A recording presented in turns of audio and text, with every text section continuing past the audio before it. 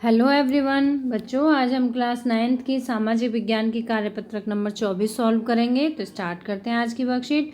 और आज की वर्कशीट में हम पढ़ेंगे पार्ट 2, यूरोप में समाजवाद व रूसी क्रांति। ठीक है, तो सबसे पहले मैं आपको एंट्रीज बता दूं। आपको अपना नाम लिखना है, शिक्षक का नाम लिखना है और दिनांक लिखना है 29 अगस्त 2020। तो आज पढ़ेंगे हम रूसी क्रांति भाग 2। ठीक है, तो स्टार्ट करते हैं आज की वर्कशीट। रूस में समाजवाद का आना 1871 में। बच्चों देखो, इस सन को आपको याद रखना है, 1871। ठीक है, 1871 में फ्रांस के पेरिस नगर में नगर परिषद पर कामगारों, मजदूरों, पेशेवर, आम लोगों और राजनीतिक कार्यकर्ताओं ने जबरन जन सरकार के रूप में कब्जा कर लिया था। अब ये जो 1871 का समय था, इसमें क्या किया था? राजनीतिक कार्यकर्ता, देखो आपको इन सभी का नाम याद रखना है। ठीक है, राजनीतिक कार्यकर्ता, आम लोग जो आम जनता थी, मजदूर, पेशेवर, जो पेशेवर मतलब जैसे कारीगर हैं, दुकानदार हैं, तो ये सभी हो गए। ठीक है, कामगारों, इन सभी ने जबरन मिलकर, ये जबरदस्ती करके जन सरकार के रूप में इन्होंने अपनी जन सरकार बनाई और इन्होंने क्या किया? पेरिस नगर पर अपना अधिकार स्थापित कर लिया था। ठीक है, इस घटना ने दुनिया भर के समाजवादियों को समाजवादी सरकार बनाने के लिए प्रेरणा दी।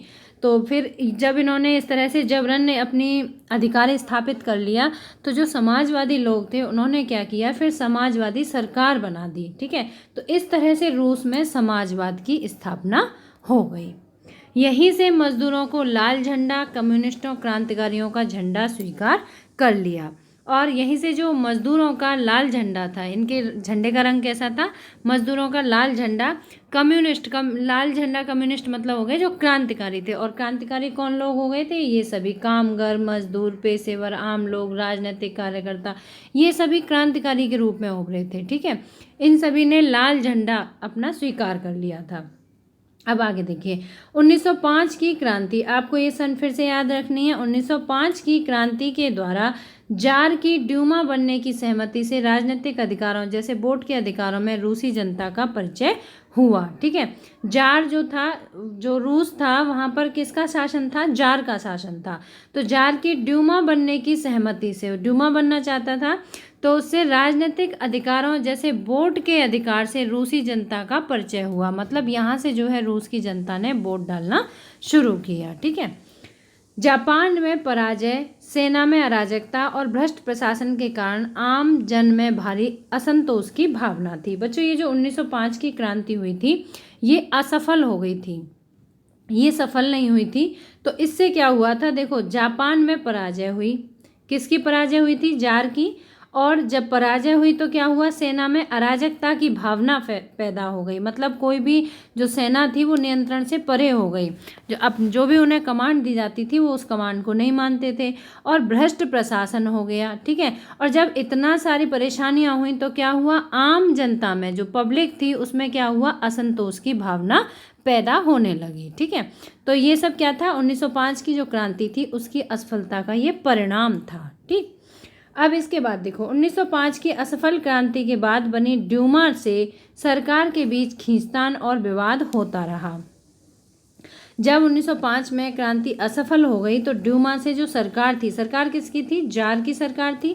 ठीक है, जार का शासन था। तो ड्यूमा से सरकार के बीच खींचतान और विवाद होता रहा।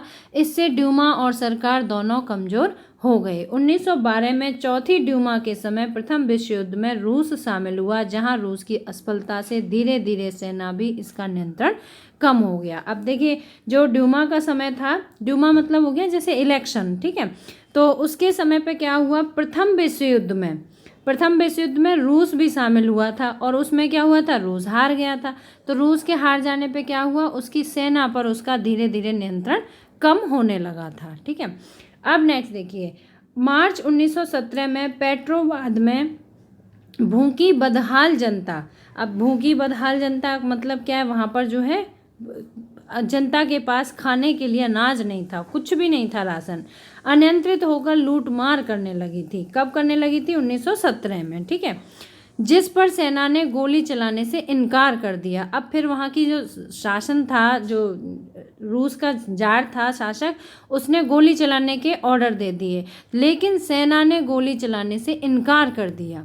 ऐसे माहौल में समाजवादी कामगार पार्टी के बोल्शेविकों, बोल्शेविक मतलब होता है बहुमत, जिन लोगों का ज़्यादा बहुमत था, ठीक है, उन्होंने सत्ता पर कब्जा कर लिया, जबकि मॉन्सेविक मतलब अल्पमत वाले धीरे धीरे राजनीतिक सुधार और संसदीय चुनावों में भाग लेने के पक्षधर थे। अगर अब इन दोनों में अगर अंतर भी पूछा जाए तो हम यही अंतर बताएंगे। जो बोल्शेविक थे वो क्या थे, वो जो है उन्होंने क्या किया था, सत्ता पे कब्जा कर लिया था, और जबकि अल्पमत वाले जो मॉन्सेविक थे ये क्या चाहते थे कि राजनीतिक सुधार होने चाहिए और संसदीय चुनाव जो होते हैं वो होने चाहिए, ठीक है।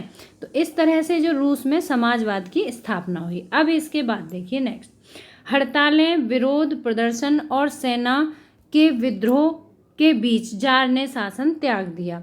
जब 1905 का जो क्रांति हुई थी वो असफल हो गई, रूस ने प्रथम विश्व युद्ध में भाग लिया वो भी असफल हो गया, 1917 में जो क्रांति हुई वो भी असफल हो गई।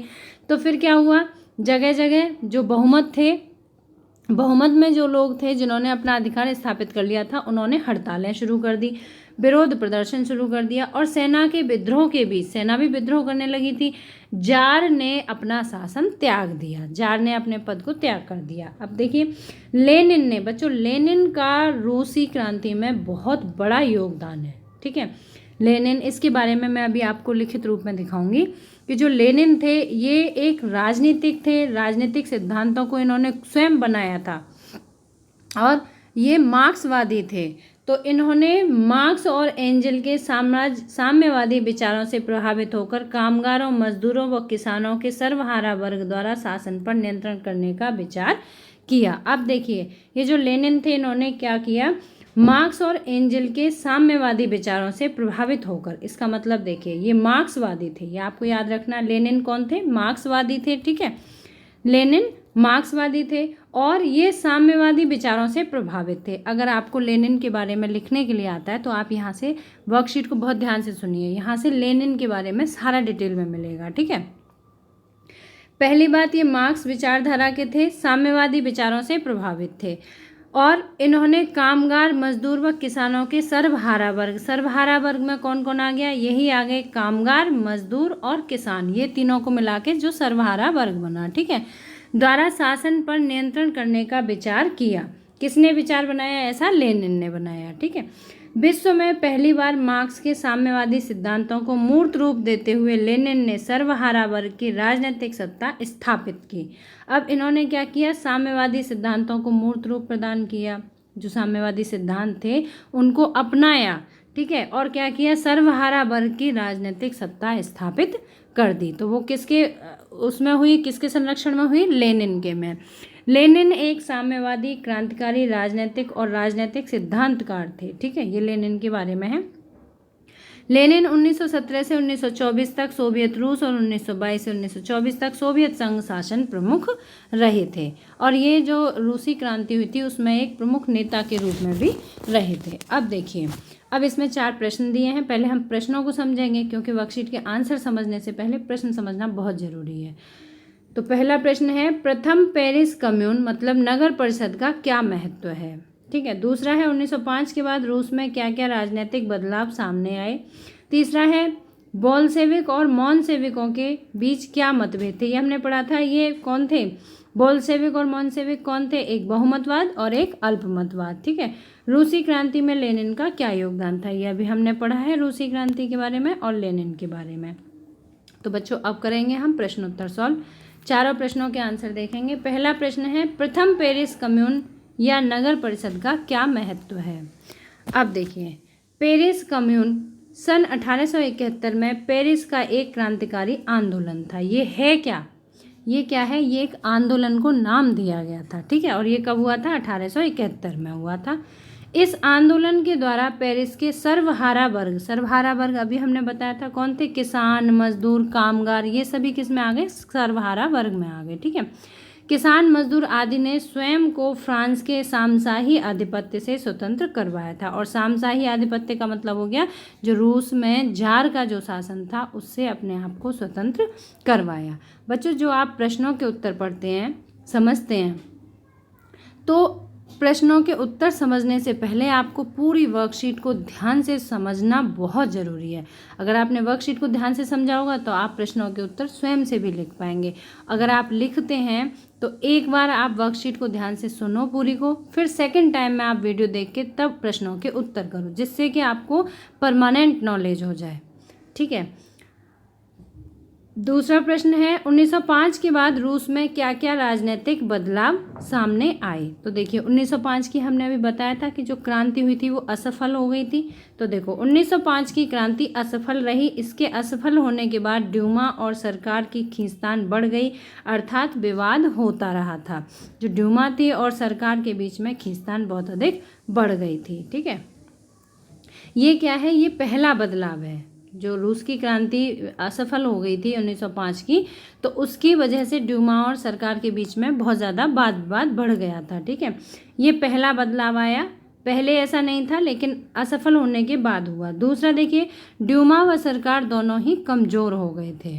ठीक है, कमज़ोर क्यों हो गए? क्योंकि जो ये वर्ग था सामहार, ये जो वर्ग था जिसमें कामगार थे, मजदूर थे, इन्होंने राजा का साथ छोड़ दिया था। जो जार था, शासक था, उसका साथ छोड़ दिया था। तो इसलिए ये कमज़ोर हो गए थे और इनकी सेना इनके नियंत्रण में नहीं रही थी, इसलिए ये कमज़ोर हो गए थे। तो ये क्या थे, क्रांति के बाद के बदलाव हैं। ठीक है। तीसरा था सेना पर नियंत्रण कम हो गया था। सेना इनके नियंत्रण में बिल्कुल भी नहीं रही थी। तो इस तरह से ये दो प्रश्न हुए आपके। अब प्रश्न नंबर 3 की तरफ चलते हैं। तो तीसरा देखिए, बोल्शेविक और मॉन्सेविकों के बीच क्या मतभेद थे। देखो बोल्शेविक और मॉन्सेविक, देखो बोल्शेविक ने 1917 की घटना के बाद सत्ता पर कब्जा कर लिया था। बोल्शेविक जो थे कौन से थे, बहुमत वाले, जो बहुमत में थे वो कौन थे, बोल्शेविक। ठीक है, तो इन्होंने क्या किया था, सत्ता पर कब्जा कर लिया था। जबकि मॉन्सेविक धीरे धीरे राजनीतिक सुधार और संसदीय चुनाव में भाग लेने के पक्ष में हो गए थे। क्यों हो गए थे? क्योंकि बोल्शेविक बहुमत में थे, अधिक संख्या में थे, और मॉन्सेविक अल्पमत में थे। कम संख्या में होने के कारण ये संसदीय चुनाव में भाग लेने के इच्छुक थे, राजनीतिक सुधारों के इच्छुक थे। ये एक साथ कब्जा नहीं कर सकते थे क्योंकि इनकी संख्या बहुत कम थी। तो यही इनके बीच में मतभेद हो गए थे। ठीक है। अब प्रश्न नंबर 4 देखिए, रूसी क्रांति में लेनिन का योगदान। अभी हमने वर्कशीट में बहुत अच्छी तरह समझा है लेनिन के बारे में। लेनिन को रूसी क्रांति का जनक कहा जाता है। लेनिन ने रूसी क्रांति में महत्वपूर्ण भूमिका निभाई थी। रूस की क्रांति विश्व क्रांति की सबसे महत्वपूर्ण घटनाओं में से एक है। अब देखिए, विश्व में जितनी भी क्रांतियाँ हुई हैं उन सभी में ये महत्वपूर्ण स्थान रखती है रूस की क्रांति, क्योंकि इसके जो परिणाम थे वो बहुत ही मतलब उसके जो परिणाम हुए थे उससे एक सत्ता का ही परिवर्तन हो गया था। जो रूस का जार था उसको अपने सत्ता से पदत्याग करना पड़ा था, अपना शासन छोड़ना पड़ा था, इसलिए इसका बहुत ही महत्वपूर्ण योगदान है। ठीक है। लेनिन का पूरा नाम, यहाँ हम लेनिन के बारे में पढ़ रहे हैं तो लेनिन के बारे में डिटेल में समझेंगे। लेनिन का पूरा नाम व्लादिमीर इलीइच उच्चानोव लेनिन था। आपको नाम याद रखना है। ठीक है। यह रूसी साम्यवादी क्रांतिकारी, राजनीतिज्ञ तथा सिद्धांतकार था। कौन था ये? देखो साम्यवादी था, अभी हमने पढ़ा था, ये मार्क्सवाद विचारधारा को मानने वाला था, साम्यवादी था, क्रांतिकारी था, क्रांति को इसी ने बढ़ावा दिया था, और राजनीतिज्ञ था, बहुत बड़ा पॉलिटिशियन था, और सिद्धांतकार था, इसने बहुत सारे सिद्धांतों को बनाया था। ठीक है। यह रूस में बोल्शेविक की लड़ाई के नेता के रूप में प्रसिद्ध हुए थे। जो बोल्शेविक थे उनके नेता बन के ये रहे थे। लेनिन विचारधारा से मार्क्सवादी थे। इन्होंने अपने राजनीतिक सिद्धांतों को लेनिनवाद नाम दिया। तो ये जो लेनिन की भूमिका है ये रूसी क्रांति में इसका बहुत ही महत्वपूर्ण योगदान है। बच्चों, अगर आपको वीडियो पसंद आया तो लाइक शेयर ज़रूर करना, और अगर अभी तक आपने सब्सक्राइब नहीं किया है तो सब्सक्राइब जरूर करना। मिलते हैं फिर इसी तरह के नेक्स्ट एजुकेशनल वीडियो में। Till then bye bye, good luck to all of you.